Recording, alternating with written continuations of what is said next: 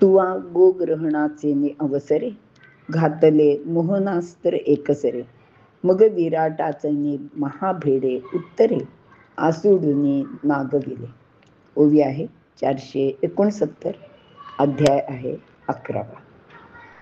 विराट राजाच्या गायी हरण करून नेण्यासाठी कौरव खूप मोठे सैन्य घेऊन विराट नगरीवर स्वारी करण्यासाठी आले होते.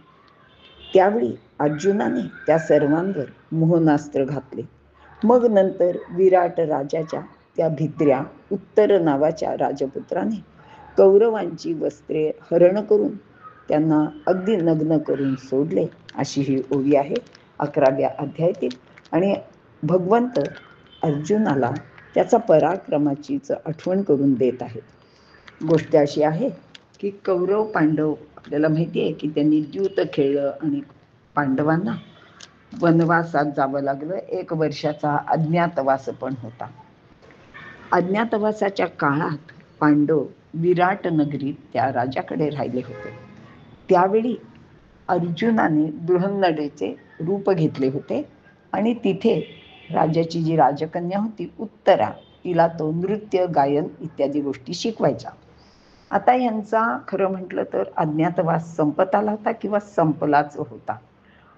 पण कौरवांना कुठून तरी कुणकुण लागली की हे सगळे पांडव त्या विराट राजाकडे आहेत आणि त्यांना ओळखण्यासाठी म्हणून दुर्योधनाने एक कुटील डाव रचला आणि त्यांनी सगळ्यांना बरोबर घेऊन, म्हणजे अगदी भीष्माचार्य, द्रोणाचार्य, कर्ण, अमके तमके जे काही सगळे त्याच्याकडचे जे ज्येष्ठ श्रेष्ठ वीर होते ते सगळं घेऊन, त्याच्याकडे जेवढं म्हणून सैन्य होतं ते सगळं घेऊन विराट राजावर हल्ला केला आणि त्याच्या ज्या गायी बाहेर चरत असत रानात त्या सगळ्या गायी त्यांनी पळवून नेण्याचं ठरवलं आणि काही सैनिकांना त्या गायी आपल्या राज्याकडे वळवून नेण्यासाठी सांगितलं.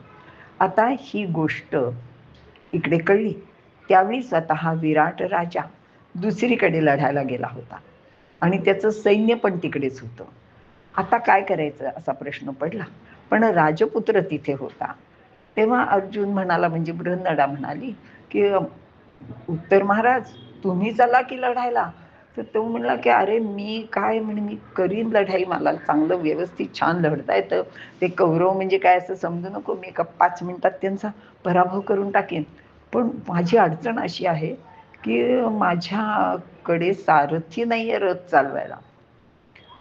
मग बृहन्नडा म्हणजे अर्जुन म्हणाला, हत्तीच्या एवढीच गोष्ट आहे ना, मला तो रथ चालवता, मी स्वतः अर्जुन महाराजांचा रथ कितीतरी वेळा चालवलेला आहे. आता ह्याची पंचायत येते आणि मग अर्जुन अगदी बळेच त्याला घेऊन तिथे लढाईच्या ठिकाणी येतो. समोर सगळं सैन्य पाहून तो उत्तर अगदीच पळून जायला निघतो. तेव्हा ती बृहन्नडा म्हणजे अर्जुन त्याला अडवते, आपली सगळी शस्त्रवरची काढते आणि त्याला सांगते की आता सारथ्याचं काम तू कर, तू सारथी हो, मी युद्ध करतो, ह्यांना सगळ्यांना काय करायचं ते मी बघतो. आणि समोर भीष्म, द्रोण वगैरे सगळ्या त्यांना बघतो. आता ह्यांच्याशी लढाई करून ह्यांच्यावर शस्त्र कशी टाकायची असा अर्जुनाला मोठा प्रश्न पडतो. आणि या बृहन्नडेशी आपण काय लढायचं असं समोरच्या सैन्याला प्रश्न पडतो. आता इथे सगळीच गंमत झालेली असते आणि मग शेवटी अर्जुन एक युक्ती करतो. त्याला विविध अस्त्रशस्त्रांचं ज्ञान होतं. त्यातलं तो एक मोहनास्त्र असतं, ते जप करतो, त्या बाणावर टाकतो आणि तो बाण कौरव सैन्याच्या दिशेने सोडतो. आता ते सोडल्याबरोबर सगळ्यांच्या हातातली शस्त्र गळून पडली, सगळ्यांना प्रचंड झोप यायला लागली. सगळे जिथल्या तिथे, म्हणजे अगदी त्या रथाचे घोडे सुद्धा, सारथी सुद्धा, सर्व सैनिक सुद्धा, भीष्म, द्रोण सगळे जागीच झोपून गेले. कुणाच्याच हातात शस्त्र राहिलं नाही. आणि ती सगळी गंमत बघून त्या उत्तराला फारच आश्चर्य वाटलं. तो म्हणला, अगं तू एवढी कशी काय, तुला काय काय येतं? ती म्हणली, ते नाही महत्वाचं, आता तू तुझ्या बहिणीला काय कबूल केलंयस की येताना मी तुझ्यासाठी छान छान वस्त्र घेऊन येईन, तुझ्या भावलीला कपडे शिवण्यासाठी. आता जा आणि तिथे जे सगळे बसलेत ना त्यांची सगळी भारी भारी कपडे आहेत, प्रत्येकाच्या अंगावरचं उत्तरीय काढून आण. फक्त एक काम करायचं, भीष्म आणि द्रोणांना हात लावायचा नाही. ते माझ्या म्हणजे ते जे आहेत ते फार मोठे लोक आहेत, त्यांच्या अंगाला हात लावायचा नाही. झालं. मग ह्या भित्र्या आपण म्हणतो ना त्या उत्तर तसाच अगदी, तरी सुद्धा तो घाबरत होता तिथे जायला. तो म्हणला आता तू घाबरू नको, आता ते तुला काय करणार नाही. मग हा उत्तर तिथे जातो आणि सगळ्यांच्या अंगावरची वस्त्र काढून घेतो. कर्णाचं, कुणाचं गुलाबी, कुणाचं पांढरं, कुणाचं निळं, कुणाचं पिवळं, अशी विविध रंगाची विविध अशी वस्त्र एकेकाची काढून घेतो आणि ती सगळी घेऊन आपल्या इथे रथात परत येतो. आणि मग आपल्या राज्यात जेव्हा परत जातात तेव्हा सगळ्यांना असं वाटतं की ह्या विराटाच्या ह्या मुलांनीच सगळा पराक्रम करून कौरव सैन्याचा पराभव केलेला आहे. पण प्रत्यक्ष गोष्ट तर खरी तशी नसते. आणि मग एवढ्यात विराट राजा सुद्धा परत येतो, त्यालाही जय मिळालेला असतो. आणि इकडे ह्या उत्तर आपला जो पुत्र आहे त्यालाही जय मिळाला हे पाहून राजाला खूप आनंद होतो.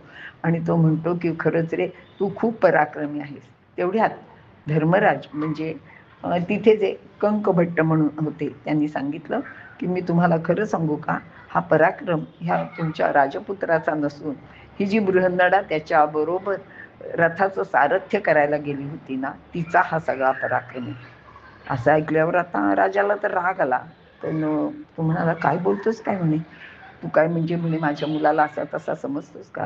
ते म्हणले नाही नाही मी महाराज तसं मी समजते, पण ही जी बृहन्नडा आहे ना ही अर्जुनाबरोबर अनेक युद्ध करायला गेलेली होती, अनेक वेळा ती लढलेली आहे, म्हणून मी तुम्हाला सांगतो. आणि मग तुम्ही प्रत्यक्ष राजपुत्रालाच विचारा. आणि मग आता ह्या उत्तराला काही असं खोटं बोलू शकत नव्हता आणि त्यांनी सांगितलं की हो महाराज, म्हणजे बाबा असं म्हणाला वडिलांना, तात म्हणाला असेल काही जे असेल ते. आणि म्हणाला की हे सांगतायत ते बरोबर आहे, मला तर ते सगळं बघून खूप भीती वाटली होती, माझे हातपाय कापायला लागले, पण ह्यांनी सगळं मला परत तिथनं पकडून आणून रथावर बसवलं, मला रथाचं सारथ्य करायला सांगितलं आणि ह्यांनी एका बाण सोडून त्या सगळ्यांना झोप आणली आणि ते सगळे झोपले आणि ही काय मी त्यांच्या अंगावरची वस्त्र काढून आणली आणि आता त्यांचा पराभव झालाय, त्यांना लाज वाटली आणि आता ते जागे झाले असतील तरी ते आता निघून गेले असतील माना खाली घालून. तर आता तिकडच्या बाजूची काही नाही आणि आपल्या गायी सुद्धा आम्ही परत वळवून आपल्या राज्यात आणलेले आहेत.